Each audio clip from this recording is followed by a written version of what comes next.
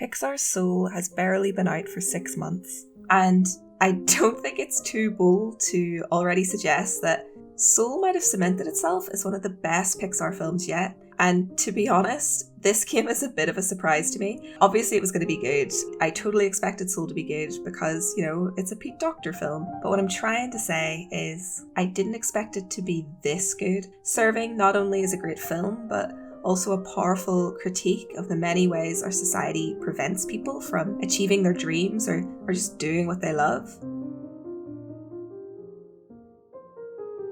The film even has pointed criticisms of the cost of American healthcare and education. And I think it's safe to say as well that Soul is Pixar's most existential film yet. A film where a man loses his life, but discovers his soul. I feel that Soul captures a kind of cultural zeitgeist that really resonates with audiences today. And this is fascinating to me because animated features take a long time to make, comparatively to live action features anyway. So when Pixar was first developing Soul, they simply couldn't have possibly known what kind of a world the film would be released into. And yet, the messages of the film couldn't have came at a better time. For an animated feature to discuss the cost of healthcare during a pandemic, along with job security and how creative work is undervalued in particular, is so relevant to today. What am I doing with my life? I'm alive! I'm alive! Free yourself! These messages are some our society really needed, and actually still need. So I think it's worth exploring.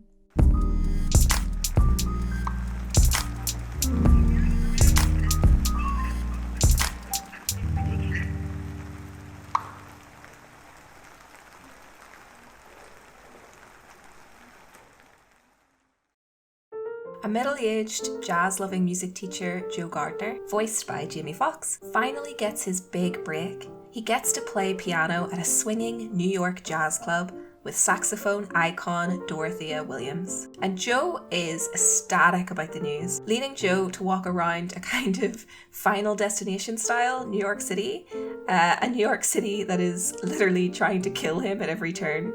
And, of course, Joe does eventually, die so the plot can plot. And I love this so much as a way to kill your main character. Just swiftly, boom, just swipe him out of shot. And I'll admit it, okay, this made me physically burst out laughing. It was very, old school physical gag comedy in the silent era of film. It was very Charlie Chaplin. It was very slapstick, and I'm here for it, and I loved it, and I thought it was great. A few shots later, and we are plunged into a totally different tone. A sort of trippy and totally surreal imagining of an afterlife. Joe lands on Pixar's idea of a literal stairway to heaven. It's this huge white light swelling in the center of a black canvas of space. But determined not to miss his chance, Joe decides to run from his grim fate, leading to one of my favourite sections of the film, the opening title sequence. No, not this opening, which isn't even a title sequence, it's just a really great opening gag. I love that they would get the band to play a crap rendition of the Disney theme. No, the real opening title sequence. This opening title sequence.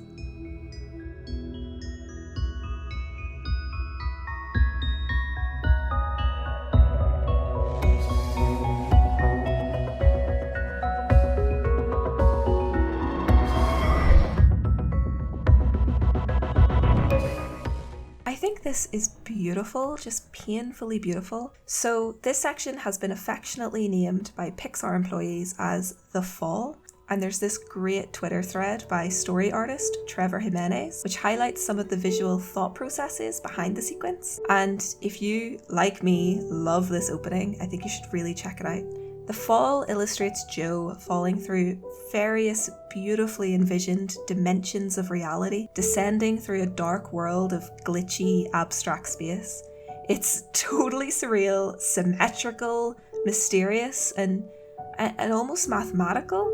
and paired with a hypnotic score from Nine Inch Nails' own Trent Reznor and Atticus Ross, and sound design by Ren Cleese. Ren Cleese, by the way, just so you know, is known for his sound design work in Fincher films like Fight Club. I think this sequence blends both sound and vision spectacularly. It's like a trippy music video, it was mesmerising. Jo is then plopped gently into a more calm, serene, pastel landscape, a space that the film playfully calls It's the great before. Then quickly corrects itself to Oh, we call it the U Seminar now. Rebranding. Which honestly, I just wanted to include because I find this really amusing. Just the idea that even heaven is tinged with the marketing ideals of a giant corporation. I wonder actually, after saying that out loud, if this is some sort of, self-deprecation of Pixar as a studio. Anyway, this great before acts as a kind of pre-heaven where it is explained to Jo that this is where souls develop their personality. We spend a lot of time in this calming, meditative nirvana, and I have to say, right off the bat here, my God, the art direction for this section of the film is utterly gorgeous. It's like looking at a holographic Picasso painting. They hit the right balance of clean, fresh breathing space in the frame and kept its depth really well. It's both simple and sophisticated.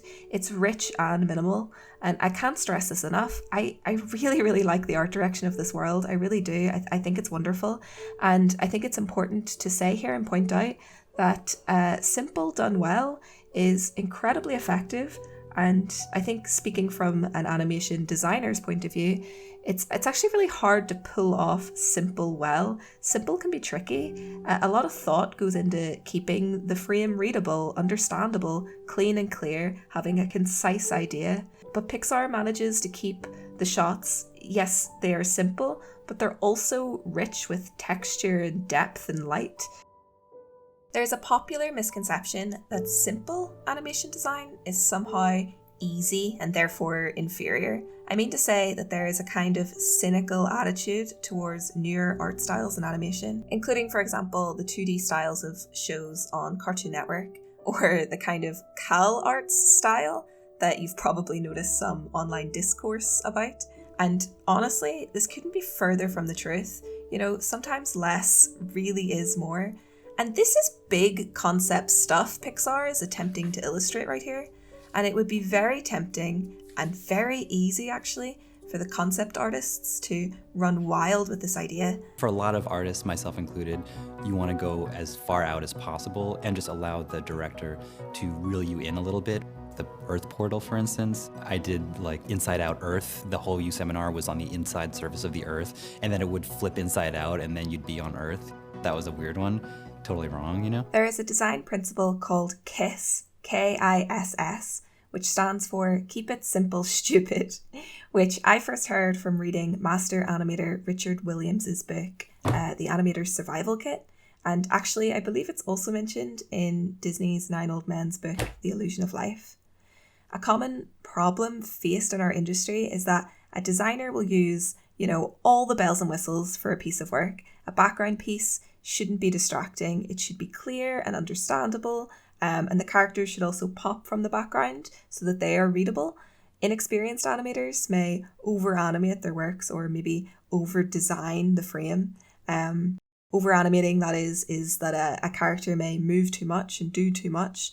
And Williams would urge animators to practice KISS, because sometimes less really is more. One of my favourite German expressionists, Hans Hofmann, I think said it best.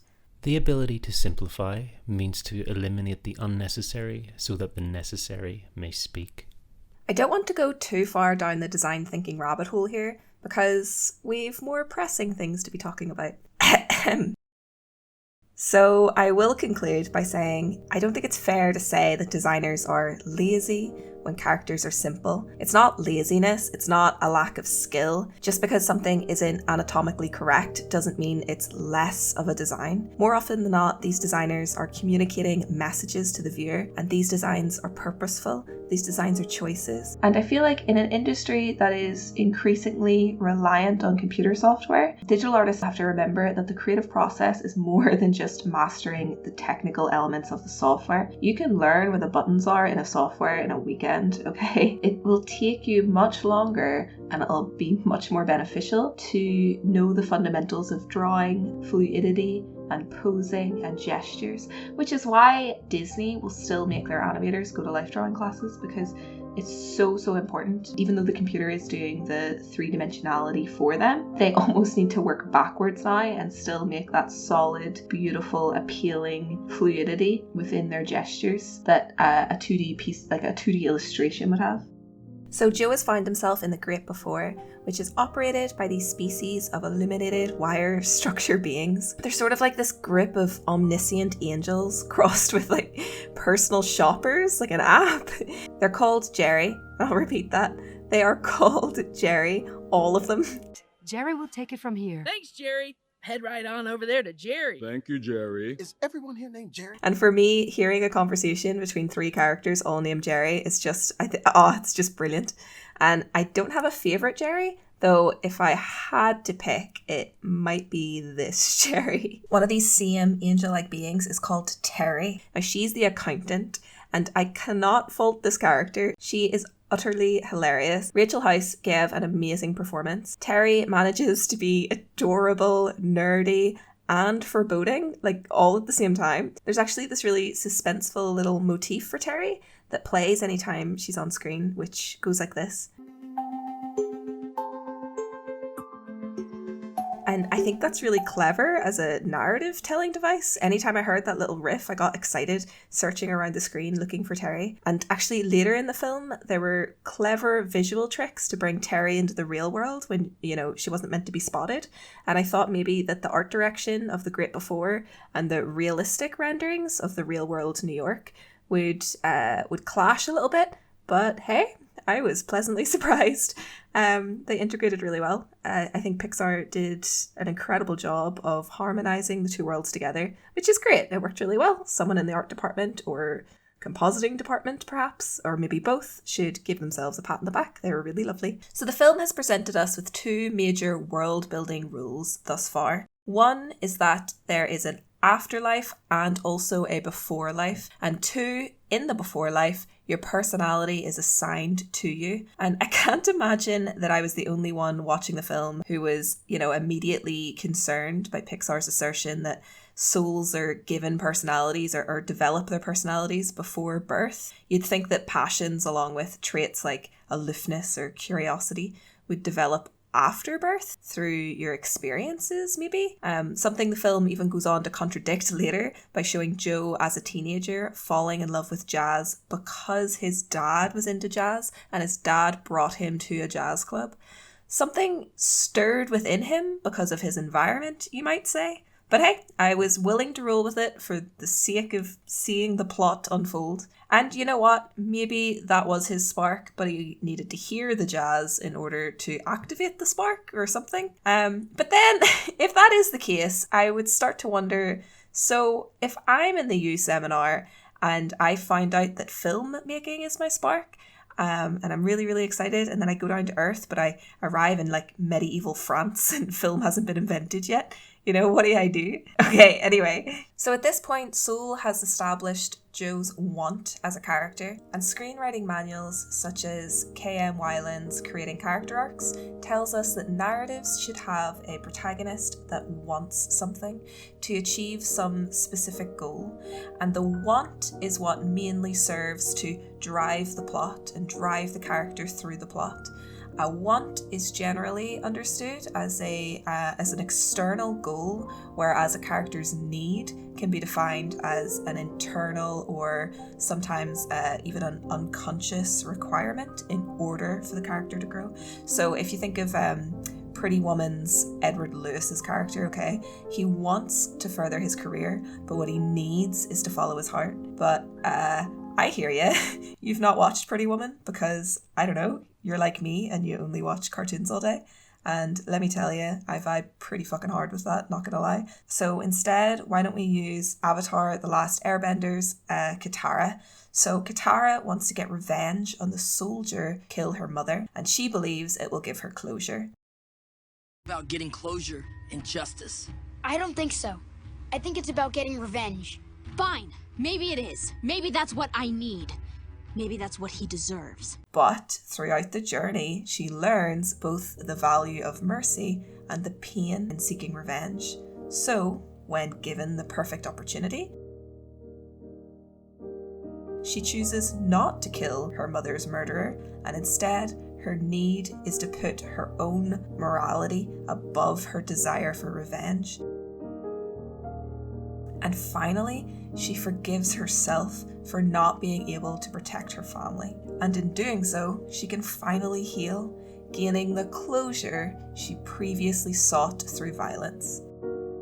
Heroes do greater and greater things to get what they want, take more and more extreme measures to achieve this goal, until perhaps they turn a corner and we're no longer rooting for them. We realise that to achieve this want without servicing the need would be worse than never having got what we wanted in the first place. The hero realises it too. So, what does Joe want? Well, it's easy, it's simple. He just wants to be a jazz musician, right?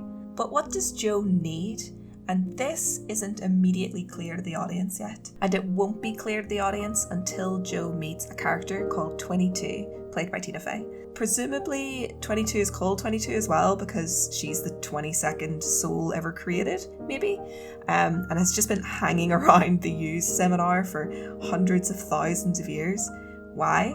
Well, because she hasn't yet found her spark, which the film says is what we need to be able to go down to Earth, despite, an array of historical figures acting as mentors for 22, including Gandhi, Lincoln, and Mother Teresa. 22 just hasn't found her own spark to live. In fact, she actively doesn't want to go down to Earth. So this creates a really interesting dynamic because contrasting this with Joe, who's desperately trying to get back down to Earth, 22 wants to stay in the U seminar. This actually introduces a major theme of the film, which is what's the point of life, or more, what's the point of living my life? So let's talk a little bit about dramatic tension in Soul. So what is dramatic tension? Let's define it. Simply put, dramatic tension is how you keep an audience hooked to the story. It's about creating and maintaining an audience's involvement into the journey of your character. One of the main ways of creating tension is by planting questions in the mind of the audience. This enigma moving forward into the narrative. The question that creates dramatic tension in Soul is, will Joe get back down to Earth on time for his big show? The more time the film spends not meeting this goal, the more suspense it creates for the audience. But why does the audience care about this? How does the film make us care? Well, for one, the stakes are raised, because we all know at this stage of the game that Joe's just been given a job offer to be a teacher, along with a big break gig. He's at, a kind of crossroads in his life, which means Joe has a decision to make, and Joe sees accepting the teaching job as a failure. Joe's true ambition is to be a jazz performer, and if he can't work as a jazz performer, then in his eyes, he's failed at life. This is made perfectly clear by Joe's own, curated exhibit of his life's greatest accomplishments. This is how he views his own life, and it's all pretty bleak.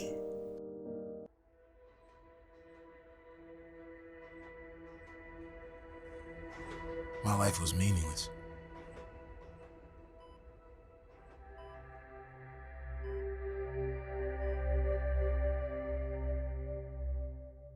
Another clever visual storytelling device that I quite like is the actual character design of Joe. Joe isn't exactly fresh out of college, is he? He's about middle-aged, and remember, nothing in animation is designed by accident. So it's not like Joe is an actor and he has a secret relationship with a casting director or something. Everything in animation is intentional. Everything you see on screen is by design and not from, nepotism. So no prop was found last minute and thrown into a shot. So what is Joe's design saying to the audience? And what it's communicating is that this character is middle-aged. We didn't want him to be a handsome man. We gave him a long back and a belly. He's middle-aged, he's almost past his prime, and he's trying to make it in the jazz world. That has to be apparent from the moment you first see the character, and that's something we wanted to make sure the audience understood right away. This design, coupled with what the script is telling us, that Joe doesn't yet have a secure job, the audience can connect the dots to form a backstory that maybe Joe has been trying for years to kickstart his jazz career. That's not what we're looking for. Wait. That's not how I remember it going down. I mean, Come back when you have something. Sorry, Joe. Sorry, Joe. We're looking for something different. And hasn't quite been able to do it.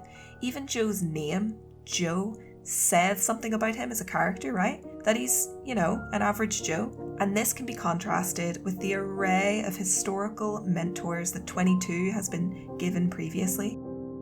Archimedes, Jacob Herman, Marie Curie, Albert Einstein, Stephen Hawking, Thomas Edison, and now Joe.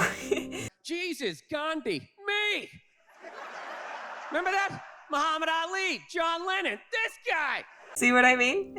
Joe isn't anything extraordinary, and that's the point. Another scene that helps build upon this tension is when Joe and his mother discuss the teaching job offer, and you can tell that this is like a previous argument or a previous point of contention between both the characters. His mother sees the job offer in a completely different way to Joe. She sees it as a positive. Yes, my prayers have been answered. A full-time job. And views the job offer in a more practical way. Joe wants to follow his dream, while his mum wants practicality and security for her son. Well, because capitalism. Well, my work is done here. What do you mean your work is done? You didn't do anything. Didn't I? All right, we'll just park that there. We'll get to it. We'll get to that later. But for now, let's talk about both of these characters because they're both so well intentioned, but they come at odds with one another because of their differences in how they view the job. Joe's mom wants him to have financial security, job benefits and stability, and sees jazz performances as more of a pipe dream, a hobby, or maybe even a distraction from what's really important. And additionally, because teaching jazz means Joe can still play the piano, something kind of related to performing jazz, she even sees this as a mini success. He is able to use his piano playing and music skills to teach others. How wonderful. But to Joe, accepting this job offer means something entirely different. It's admitting defeat. It's saying to the world, and more importantly to himself, that I'm not good enough to be a jazz performer. Therefore, I'll give up on that dream and go and teach. And I actually really like that Pixar delved into this because I feel like this is kind of a common belief about teachers, and knowing teachers and having taught some classes myself, I can safely say that this is a common anxiety among some teachers. And I don't know, I thought it was great that they tackled it. I can't stand that saying, those who can do and those who can't teach. Well, sometimes those who teach absolutely love teaching and are amazing at it. And also, sometimes those who teach need to pay the rent. It's pleasing to see it tackled in the film because it adds a certain verisimilitude, which is a mouthful to say, to the text to keep it seeming real and help suspend our disbelief. Joe believes that if he could just live his dream, then he would be happy. If he can play jazz on stage with Dorothea Williams, Joe will have made it. Joe equates his dream career not only to being successful, but his life's purpose. And this is why the stakes for the show with Dorothea Williams are so high, because in Joe's mind, this isn't just a show, but his big opportunity, his big break to be happy and fulfilled, finally, and it might even be his last shot. So how does the dramatic tension of will Joe get back down to earth in time for his big show tie in with the major theme of the film, which is, at this point, what is the purpose of my life? Well, Joe would say that his purpose in life, his spark, is jazz, and this belief, this mindset, needs to be challenged in order for Joe to grow as a character. And lucky for us, there are actually many scenes in Soul which challenge his perception. The first that springs to mind is when Joe is trying to help 22 find her own spark. Joe just assumes that her spark will be her purpose and therefore her purpose will be her career. He takes her to the Hall of Everything to try out a number of potential careers. And this mindset impacts 22's idea of what a spark should be and how Joe not only judges himself, but also how he views others on Earth too. So when 22 and Joe are back on Earth visiting Joe's barber Des, Joe explains to 22 that Des's spark is the love of cutting hair. Talk about having a spark. This guy was born to be a barber. We then discover when 22 actually talks to Des through Joe, body swap stories kind of frustrating to write a film essay on. But anyway, that Des never actually planned on being a barber at all. Des's real dream was to be a vet, but after his daughter got sick, he needed the money to take care of her. 22 exclaims, "Well, that's too bad. You're stuck as a barber and now you're unhappy." Because this is now how she understands a spark. This is now her understanding of what it is to have a purpose on Earth. And it's learned from Joe and presumably all the other mentors that she's had. And therefore, we can assume at this point that this is also the reason why she's unable to achieve her own spark. She thinks that Des's spark is also his career.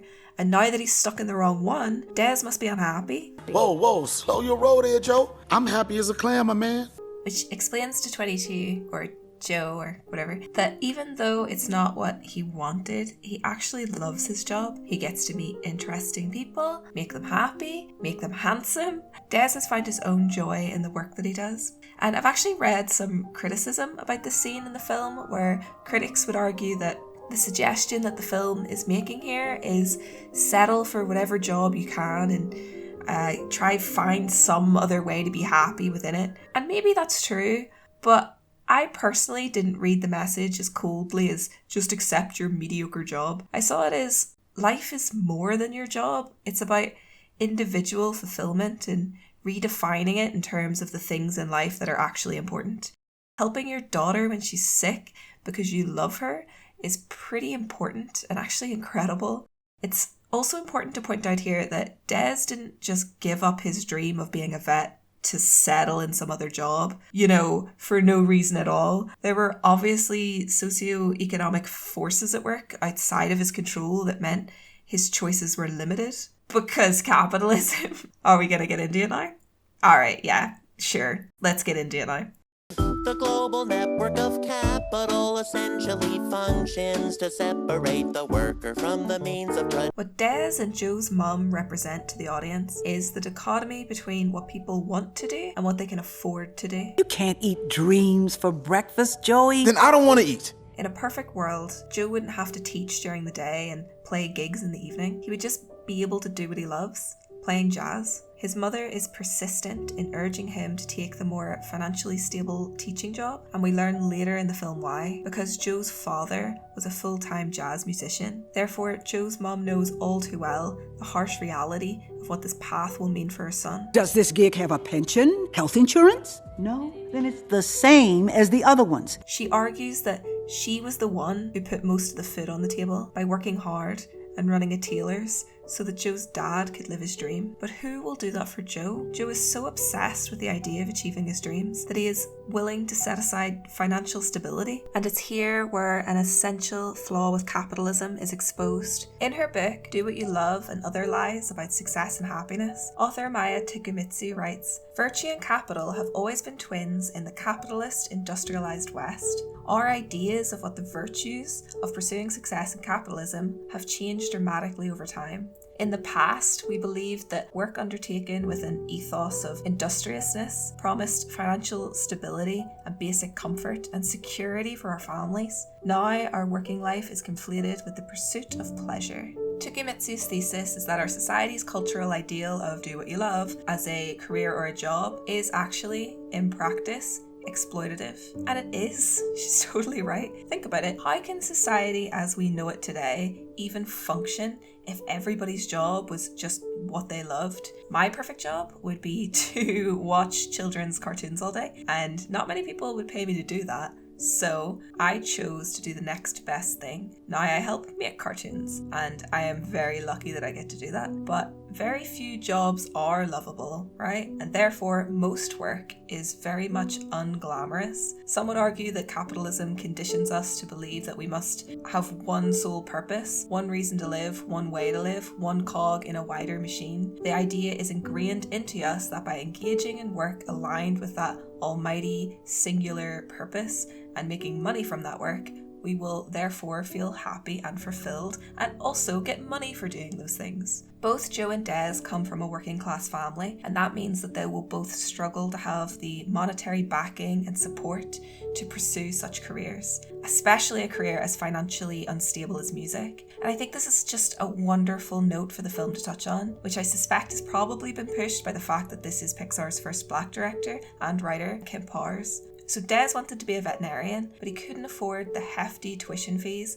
that would come with a medical education. The cost of higher education in the United States is a contentious political issue, but for the uninitiated, American students from lower economic backgrounds have to either take on a load of debt in order to get a better education, or just settle for a lower paid career. And as if to hammer home this point, in the same scene, Soul brings up yet another contentious political issue in giving us the reason Des couldn't afford to go to medical school. His daughter was sick, and therefore she needed her dad to pay for her medical bills. Healthcare is yet another hotly debated issue in the US, and it's an issue that is capitalist in nature. Medical costs without private insurance in the US can be extremely high, and many Americans can often only afford insurance when an employer provides it. It typically takes around 8 years of education to become a vet, something that Des simply just can't afford to do when his daughter is sick right now. So because of the society that Des is born into, and to no fault of his own, his options are limited. So much for the free market, huh? So Joe thinks jazz is his purpose, what he was born to do, but this mindset leads us to both undervalue the jobs that we don't love, for example, how Joe sees teaching, and even more harmfully, frames the workers of these jobs as purposeless and failures at life. This ignores the many factors that lead people into that job in the first place. Steve Jobs famously said while giving a speech to young graduates from Stanford, "Follow your dreams." Yet Apple as a company would be impossible without the thousands of people toiling in factories, warehouses and Apple shops supporting his vision. We can't all be CEOs, Steve. In his book, The Conquest of Bread, Kropotkin argues that no innovation is made in a vacuum. He says that all human progress has been created by the work of people, and taking a single human invention and claiming that it was the work of one person is unfair and inaccurate. If all human progress was achieved by all people,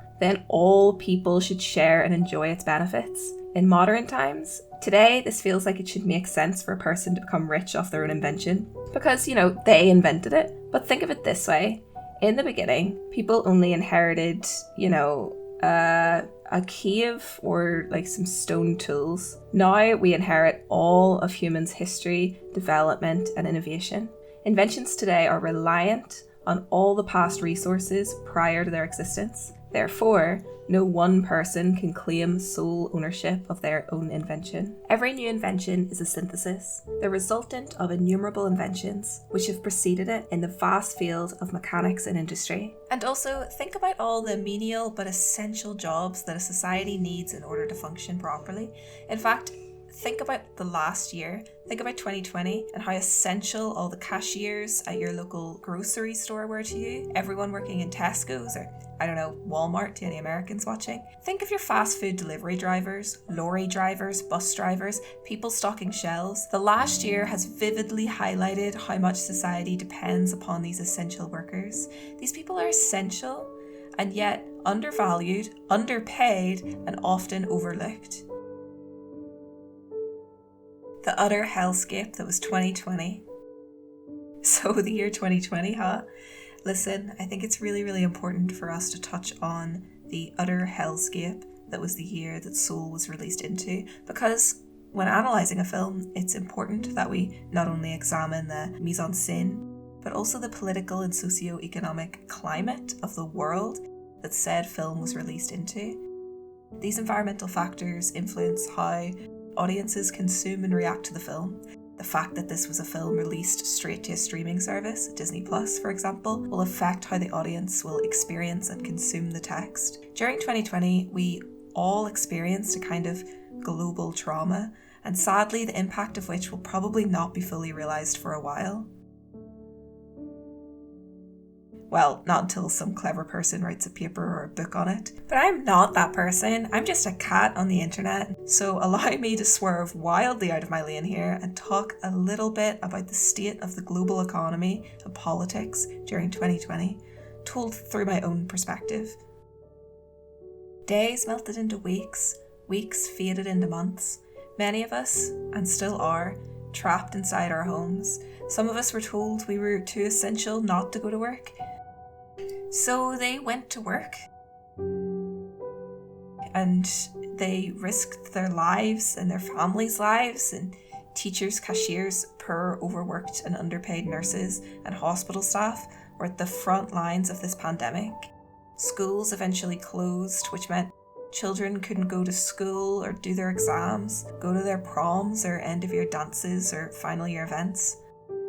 Those same events that help shape the trajectory of our lives and mould us into the people we are today, moving forward into the world. Many of us lost our jobs, and most devastating of all, some of us unfortunately lost our loved ones. And I can't even pretend to imagine or begin to speak for the vast array of people's individual experiences during lockdown. So I'll speak for myself. I lost my job, a job I liked, and all I could do was stay at home, just feeling so sorry for myself. Trapped at home, with all my life decisions that had led me up to this point. Why did I pick this career?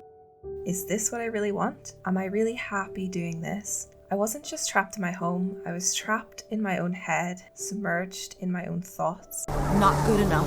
Nope. Nothing. I just need to fill out 22. that last box. You're dishonest. All you make are bad decisions. You are unwise and you won't make it in the world. Selfish. No one would ever want to be around you, loser. All you make are bad remarkable people, and you are the least remarkable soul I've ever met. And I didn't realise how painful this year really was while in the midst of it all, until I took out time recently to look back and reflect. And I don't know about you, but as everything became so repetitive, with nothing to break up the day or the week, nothing to look forward to, no events like a birthday or a wedding or a holiday or a weekend to separate one day or week from the next, I felt as though time just stood still, and yet so much seemed to be happening outside of my grasp. I realise now that my phone was the only window I had to the outside world, and what it reflected back to me was utter chaos. And not only did I empathise a lot with 22 here, when watching Soul, I quickly realised that I'm Joe. In fact, I think we're all Joe. And I think this is especially true if you work in a creative field, because we often see our careers as an extension of ourselves. Our own identities are so closely tied to our careers, and because it's our creative output into the world, our ego is tied up in it, you know? And if you couple that with the fact that we often revere the advice and sentiments of Joseph Campbell's "Follow your bliss and the universe will open doors for you where there were only walls," and Steve Jobs' "The only way to do great work is to love what you do. If you haven't found it yet, keep looking. Don't settle." We've been told that if you do what you love, the money will follow. We've been told that if you find your bliss, world-changing success will magically come. We've been told that if you're not changing the world in dramatic ways, it's because you're too afraid to find your passion and follow it. And this way of thinking of our purpose, of our utility, how useful we can be, and how we only exist in order to benefit wider society, is actually a bit sick, isn't it? And it's taken a global pandemic and a Pixar film for me to properly challenge those previously held beliefs about the world and myself. Our society conditions us to believe that we have one sole purpose and that we should make that purpose our career, one reason to live, one way to live. And by finding the spark, we will find our purpose and make money from that purpose. But what Soul shows us is a world that is a lot more complicated than that. Soul challenges Joe's same conflated belief with a new idea, that the endless search for a dream can be a distraction from actually living in the present. because Joe is totally out of the present. He's thinking so much about his dream job that he's not engaging with the world around him.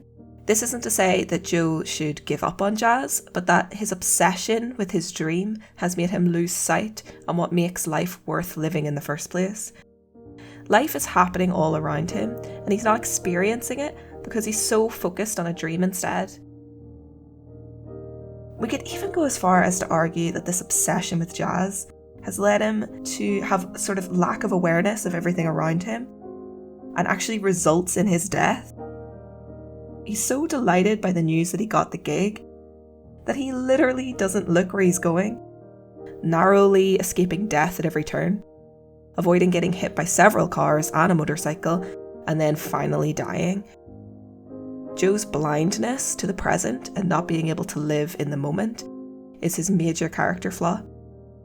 After leaving Dez's Barbers, Dez remarks, "It is nice to finally talk to you about something other than jazz, Joe." Huh.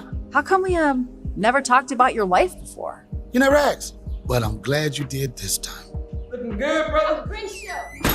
22 asks Joe. Oh, and someone named Lisa. Who's that? Never mind. And later comments, I'm telling you, Joe, you really should call Lisa again. I don't really have time for a relationship right which hints to Joe possibly ignoring other, more social aspects of his life. Joe's obsession with jazz prevents him from having a healthier relationship with his mother, having a potential relationship with off-screen love interest Lisa, and even prevents him from having a meaningful friendship with his barber. What is the point of landing your dream job if you can't have any meaningful relationships to the people who surround you? Near the end of the film, when speaking to Jerry in the group before, Joe asks, Hey, we never found out what 22's purpose was. To which Terry scoffs and says, We don't assign purposes. Where did you get that idea? Because I have piano. It's what I was born to do. That's my spark. A spark isn't a soul's purpose. The film affirms that we have been asking the wrong question. The question should never have been, what is my purpose? But what is my spark? This comes to fruition when Joe finally returns back to Earth and we get to see him play the long-awaited gig of his dreams.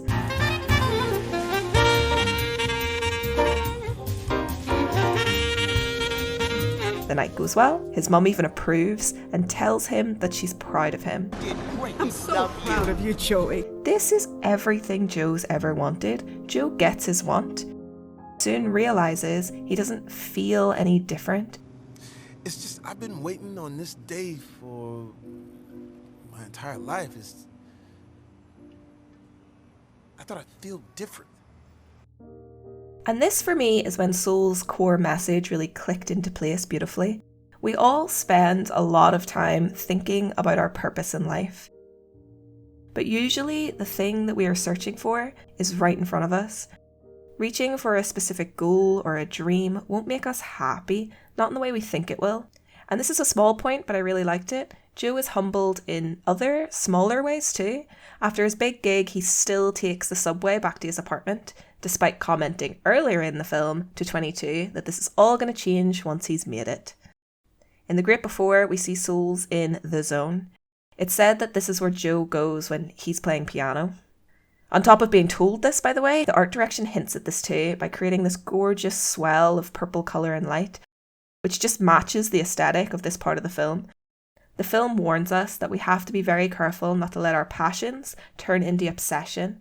This can result in disassociation and prevent us from being present in our lives. We are introduced to the concept of lost souls, whose souls are stuck in an obsessive behaviour. For 22, it was ruminating on questions of why she's not good enough. And speaking from experience, from someone that's lost their job, I can very much relate and empathise with that. These souls are distorted into monstrous, depressed creatures who flee from those trying to help them. Isolation, however, prevents us from hearing the affirmations of others, creating a kind of circulant and repeating issue for these souls, meaning all they'll ever get to hear is their own negative thoughts playing back to them on repeat. So, what was 22's spark? How did she earn her Earth Pass? Well, the film keeps the specifics on this pretty ambiguous, but if we look at how 22 interacts with the world while down on Earth as Joe, we can arrive at some pretty big conclusions and messages. 22 enjoys the bite of a pizza. She stops to listen and appreciate a busker's music in the subway. She marvels at the way a leaf will fall down and dance and sparkle with light in the wind. She's appreciating life as it happens, taking a moment to breathe and appreciate her surroundings. She falls in love with the idea of simply living, something she could only really experience just by doing it, by being there. This living in the moment is a lot like jazz, right? Hey, I made a song! I'm jazzing! In the Spotify podcast Soul Stories, Kent Powers interviews the cast, creators and consultants of the team. Anthropologist and consultant Dr. Johnetta Cole explains. And that we have given this gift to others. Yeah. You know, that we've given this gift to a whole nation and a world. I'm prepared to say this, our greatest contribution has been through jazz. Yeah. And the way it does speak to, resonate from, call forth, not only our souls, but it dares other people to be in touch with theirs. Kent Powers agrees with Cole and adds, Yeah, no, absolutely. We always said that, you know, talking, Pete and I have always said that, you know, jazz was the perfect metaphor through which we wanted to tell the story of soul, because it's the perfect metaphor for life itself. Mm-hmm. You know, this idea that you have to take whatever's thrown at you and turn it into something beautiful. And I think jazz is a wonderful instrument to explore the meaning of life. Jazz musicians just go with the flow, improvise and have fun. When Joe asks 22, "What'd you think of Earth anyway?" 22 replies with the most wonderful response. I always said it was dumb. But, I mean... And then she goes on to say, Truth is, I've always worried that maybe there's something wrong with me. You know? Maybe I'm not good enough for living. 22 doesn't think that she's good enough for living because she doesn't get any joy from the career options at the U seminar. But then you showed me about purpose and passion, and maybe skywatching can be my spark, or walking. I'm really good at walking. Both 22 and Joe are conflating a soul's spark with a purpose yet again.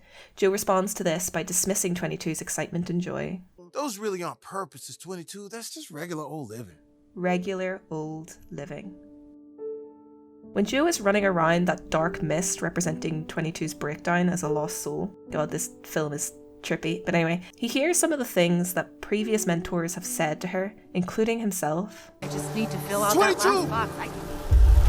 You're dishonest. All you make are bad decisions. You are unwise and you won't make it in the world. Selfish. No one would ever want to be around you. Loser.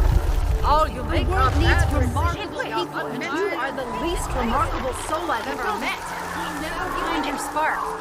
Imbecile! I cannot help you! 22! You will never find your spark. There's no point. Those aren't purposes, you idiot! That's just regular old living. 22 is convinced that she's not good enough because she can't find her purpose. She's spiraling into obsessive thoughts about how she doesn't deserve to be born. She doesn't deserve to live. She thinks that she will never find her spark.